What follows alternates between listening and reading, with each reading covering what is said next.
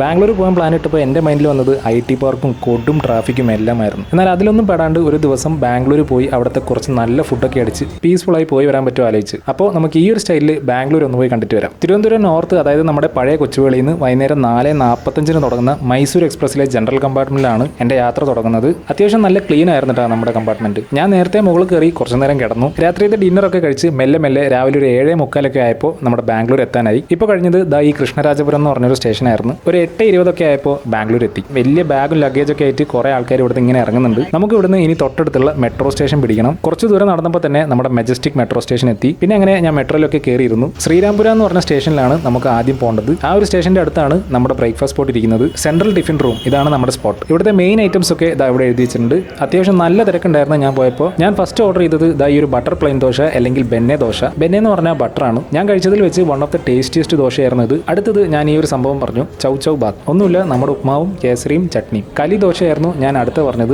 നല്ല തിക്കായിട്ട് എന്നാൽ അത്യാവശ്യം നല്ല ടേസ്റ്റി ആയ ഒരു ദോശ. ഈ ഒരു സ്പോട്ട് നിങ്ങൾ ബാംഗ്ലൂരിൽ ബ്രേക്ക്ഫാസ്റ്റിന് ഒരിക്കലും മിസ് ചെയ്യരുത്. എനിക്ക് അത്രയും ഇഷ്ടപ്പെട്ടുകൊണ്ട് ഇത്ര ഐറ്റംസ് ഞാൻ വാങ്ങി. അവിടെ നിന്ന് ഇറങ്ങി ബസ് സ്റ്റോപ്പിൽ വന്നപ്പോൾ ഇരിക്കുന്ന സ്ഥലമൊക്കെ കൊള്ളാം. നമ്മുടെ നാട്ടിലെ പോലെ ഒറ്റക്കമ്പിയല്ല. അവിടെ നിന്ന് അടുത്ത മെട്രോ ഒക്കെ കയറി ഞാൻ പോണത് ഇനി ഇവിടുത്തെ ഫേമസ് കബ്ബൺ പാർക്കിലോട്ടാണ്. അത്യാവശ്യം നല്ല ശാന്തവും വിശാലവുമായ ഒരു സ്ഥലം. ഇതിന്റെ ഉള്ളിൽ തന്നെ കുറെ നടക്കാനുണ്ട്. ഈ ഒരു വലിയ സിറ്റിക്ക് നടുക്ക് കുറച്ച് ഫ്രഷ് എയറും ഈ മരങ്ങളൊക്കെ ആസ്വദിക്കാൻ പറ്റിയ ഒരു സ്പോട്ടാണ് ഇത്. അവിടെ അത്യാവശ്യം കുറെ ടൈമൊക്കെ സ്പെൻഡ് ചെയ്ത് ഇറങ്ങിയപ്പോൾ അങ്ങ് മുകളിൽ വിജയമല്യയുടെ മാൻഷനൊക്കെ ഇരിക്കുന്നു. ജസ്റ്റ് ഒന്ന് അടുത്തുള്ള ഈ ഒരു മ്യൂസിയം പോയി കാണാമെന്ന് വിചാരിച്ചു ഒരു കൗതുകത്തിന്. അത്യാവശ്യം നല്ലൊരു സ്ഥലമായിരുന്നു. പ്ലെയിൻ്റെ റിപ്ലിക്കയും എഞ്ചിന്റെ വർക്കിങ്ങും ഇതേപോലെ കുറേ ഐറ്റംസ് ഒക്കെ ഉള്ള ഒരു സെറ്റ് സ്പോട്ട്. ഈ ബോൾ അതിന്റെ ഉള്ളിൽ ഞാൻ ഇനി എത്തിക്കണം. അതെന്തായാലും എന്നെ കൊണ്ടായില്ല കേട്ടോ. നടുക്ക് തന്നെ അത്യാവശ്യം നല്ല ആളുള്ളൊരു കിണർ.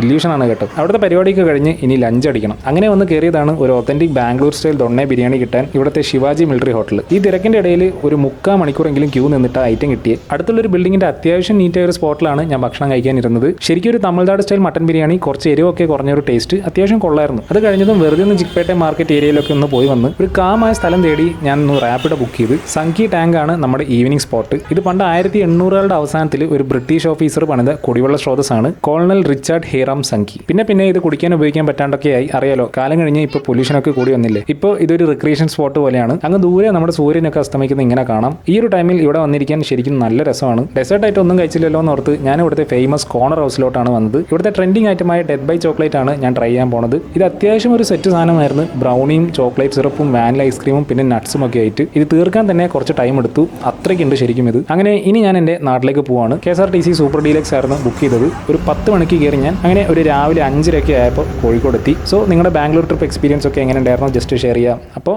അടുത്ത സ്റ്റോറിയിൽ കാണാം.